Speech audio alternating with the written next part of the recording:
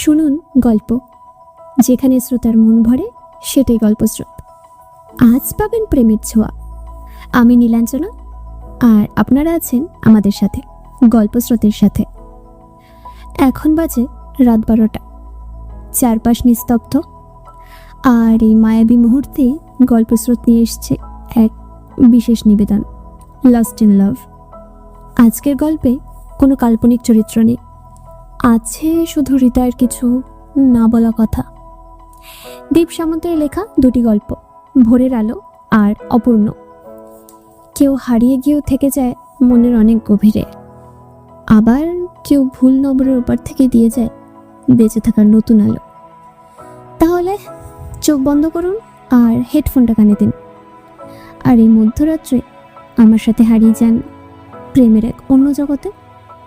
শুরু করছি আজকের বিশেষ আয়োজন, লস্ট ইন লাভ। শুনতে থাকুন। ভোরের আকাশটা তখনও ঘন অন্ধকারে ঢাকা। রাতের গভীরতা কাটতে না কাটতেই দূরে ভেসে আসতে শুরু করেছে রেডিওয় মহালয়ার চণ্ডীপাঠ। শহরের গলিপথে পুরনো টালির ছাদের ঘরে ঘরে সেই সুর যেন ঢেউ তুলছে। জাগো দুর্গা, জাগো দশ প্রহরণধারী। বাতাসে ভাসছে শিউলির গন্ধ। ঘুমন্ত কলকাতা ধীরে ধীরে নতুন দিনে পা দিচ্ছে। এক পুরনো বাড়ির ছোট্ট ঘরে জানালার ধারে বসেছিল এক তরুণী। সারা রাত ঘুম হয়নি তার। চোখ লাল, ঠোঁট ফ্যাকাশে। বুকের ভিতর জমে আছে অদ্ভুত এক যন্ত্রণা। প্রেমিকের সঙ্গে সম্পর্কটা দিনকে দিন শিথিল হয়ে আসছে। একসময় প্রতিদিন কত কথা হতো, এখন দুদিনেও ফোন আসে না।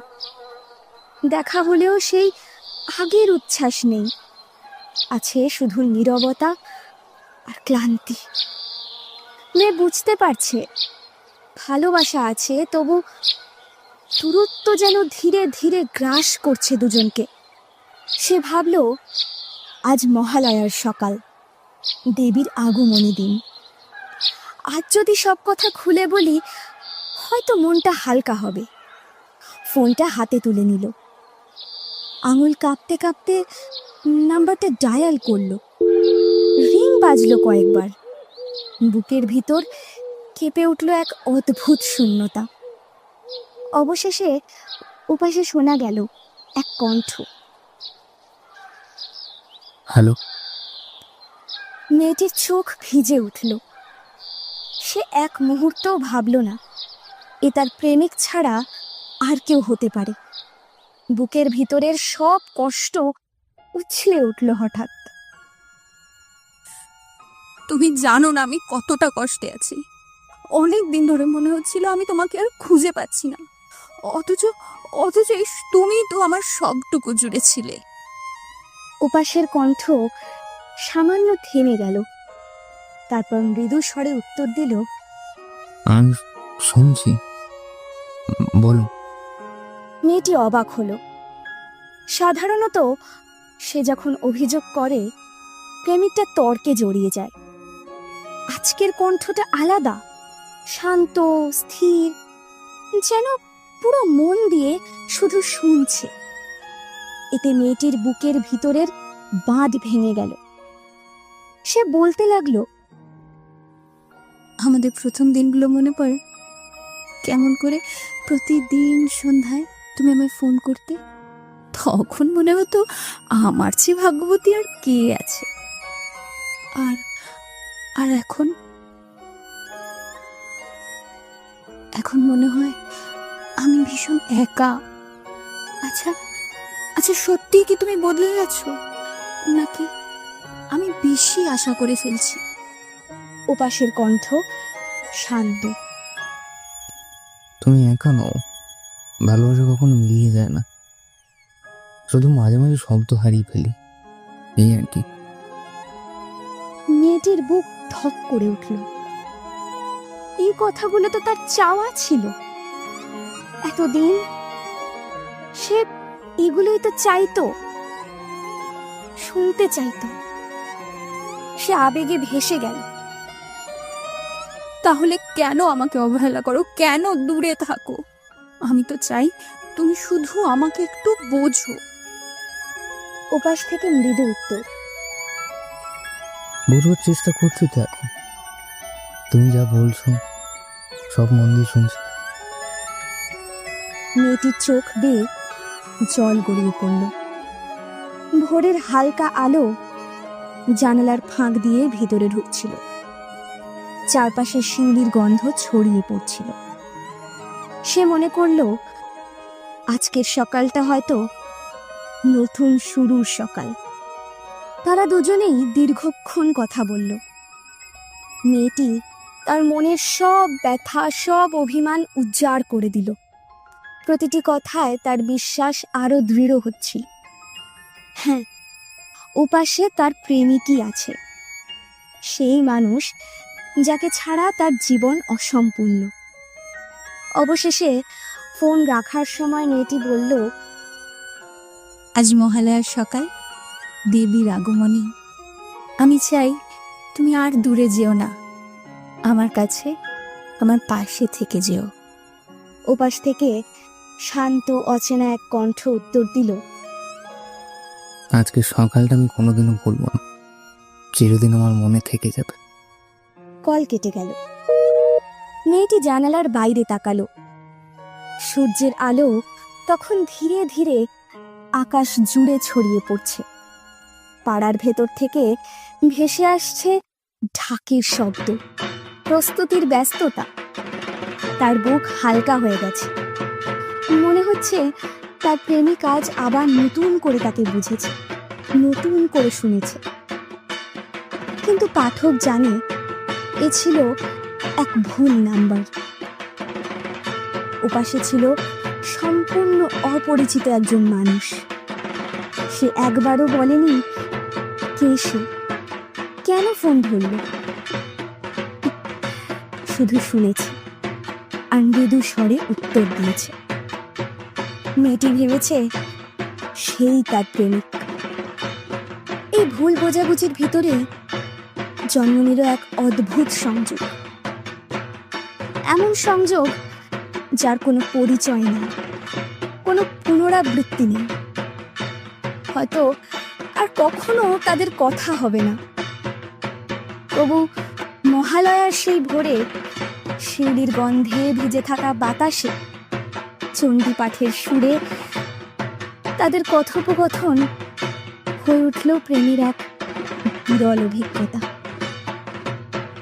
প্রেম মানে শুধু চেনা মুখ নয়, শুধু সম্পর্কের বাঁধন নয়। কখনো কখনো প্রেম এসে দাঁড়ায় ভুল দরজার ওপাশে, অচেনা এক কণ্ঠে, ভুল নাম্বারের আশ্চর্য ভুল বোঝাবুঝিতে। আর সেই এক বারের মুহূর্ত, সেই একটি মাত্র আলাপ হয়ে যায় হৃদয়ের গভীরতম স্মৃতি, যা আর কখনো মুছে যায় না। আর কোনো উত্তর এলো না। হয়তো তারা দুজনেই চলে গেছে। আকাশে তারারা ঝিকমিক করছে। মনে আছে আপনাদের, আমাদের বড়রা বলতো না, একদিন আমরাও মরলে এইখানেই তারা হব। আজ সেটা সত্যিই মনে হচ্ছে। তব দর্শন বড় সাধে, আজি যাব অকুলের পারে, যাব অকুলের পারে, ভাষাব প্রেম পাড়বারে, ভাষাব প্রেম পাড়বারে, জীবন তরুণী তুমি যেও না,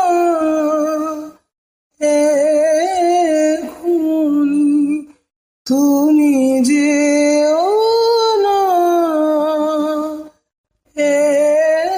এখনি। আকাশ তখন ঘন অন্ধকারে ডুবে আছে। মাঝে মাঝে হালকা বাতাস ছাদের ধারে এসে ধাক্কা দিচ্ছে। চারপাশের শব্দ থেমে গেছে প্রায়। কেবল দূরে কীর্তনের ঢাকের আওয়াজ ভেসে আসছে। ছাদের কোণায় দাঁড়িয়ে আছে মেয়েটি। নিঃশব্দে আকাশের দিকে তাকিয়ে যেন কিছু খুঁজছে, হয়তো কোনো উত্তর, হয়তো কোনো স্মৃতি। চোখে তার অজানা এক শূন্যতা। পাশ থেকে আচমকা হাওয়ার সঙ্গে কারোর উপস্থিতি টের পেল সে। আস্তে করে ঘুরে দাঁড়ালো, আর চোখের সামনে ফুটে উঠল এক চেনা মুখ। সেই ছেলেটা যাকে সে আগেও দেখেছে, অনুভব করেছে, অথচ কখনো নামটা জেনে ওঠা হয়নি। ছেলেটি নিঃশব্দে পাশে এসে দাঁড়ালো, যেন অনেক দিন ধরেই ওদের দেখা হওয়ার কথা ছিল। মেয়েটি আস্তে আস্তে বলল, আজকে লেট হয়ে গেল যে আপনার? ছেলেটি হালকা হাসল, তারপর বলল, আজকে ওই পাড়ায় কীর্তন হচ্ছিল, তাই ভিড়ের জন্য ঘুরে আসতে হয়েছে। আকাশে যেন তারা আরো ঝিকমিক করে উঠল। মেয়েটি মুখ তুলে তাকাল আকাশের দিকে, একটু দীর্ঘশ্বাস ফেলে বলল, আস্তে আস্তে হয়তো আমাদেরকেও চলে যেতে হবে। কথাটা শুনে ছেলেটির মুখ ম্লান হয়ে গেল। মাথা নিচু করে ধীরে ধীরে উত্তর দিল, আজকে নাই বা বললেন কথাটা? নিঃশব্দ বাতাস বইছে, কারোর মুখে কোনো কথা নেই। দুজনেই কিছুক্ষণ থেমে রইল। মেয়েটি তার দিকে তাকিয়ে আবার বলে উঠল, সময় তো ধীরে ধীরে এগিয়ে আসছে, আমরা কি চাইলেই ধরে রাখতে পারি? ছেলেটি তিক্ত হেসে ফেলল, তবে হাসির আড়ালে লুকিয়ে ছিল যেন অনেক দিনে জমা অসীম কষ্ট। তা তো ঠিকই। তারপর দুজনেই চুপচাপ দাঁড়িয়ে রইল। নিঃশব্দ শহর যেন তাদের চারপাশে গাঢ় পর্দা টেনে দিল। হঠাৎই মেয়েটি নীরবতা ভাঙল। আপনি কদিন আছেন তাহলে? আমার তো প্রায় এখনো 7 দিন। আর আপনি? মেয়েটি হালকা নিঃশ্বাস ফেলে চোখ ফিরিয়ে নিল দূরের দিকে।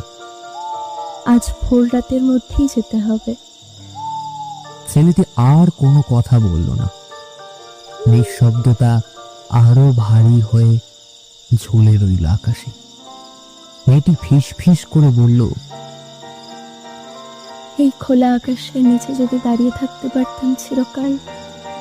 ছেলেটি চাপা গলায় আর বেদনায় উত্তর দিল, আমারও তাই ইচ্ছে ছিল। শহর তখন একেবারে নিঃশব্দ। দূরে গলির কুকুর ডাকছিল, কিন্তু ছাদের উপর যেন অন্য এক জগৎ তৈরি হয়েছে। ছেলেটি হঠাৎ বলল, আপনার সাথে তো প্রায় 1 বছর ধরে কথা হচ্ছে, আপনার নামটাই জানা হয়ে ওঠেনি কোনোদিন।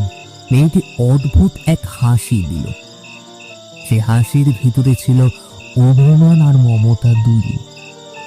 নামটা চেনেই বা কি হবে, কাল দিয়ে আর দেখা পাবেন না।